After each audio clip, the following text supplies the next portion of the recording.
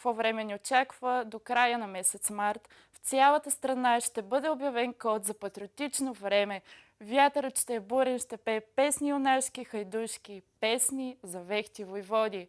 Балкани, гори, сипи, скали и техните бистри и студени извори ще бъдат ударени от хладния южен въздух, който ще нахлуе в отечеството. Вземете и чадър със себе си.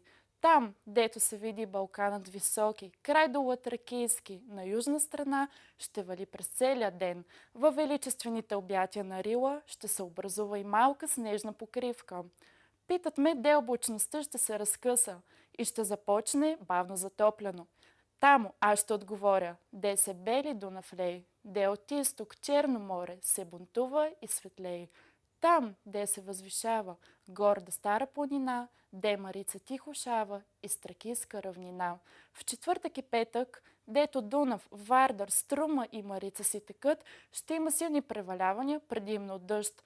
Невъзможно е човек да наложи своите възгледи на природата и невъзможно е човек да забрави историята. Затова вижте Търново, Преслава, тия жални съсипни, на преминалата слава, паметници сълни.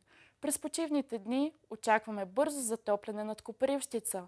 Облачността ще се разкъса на чипка и в неделя в цяла свободна и независима България температурите ще се затоплят.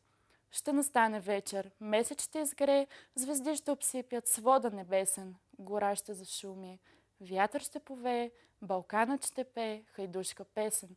С такова време ще ни изненада месец март до края на седмицата. Останете с нас и помнете думите на революционера Георги Раковски. Любовта към отечеството превъзхожда всички световни добрини.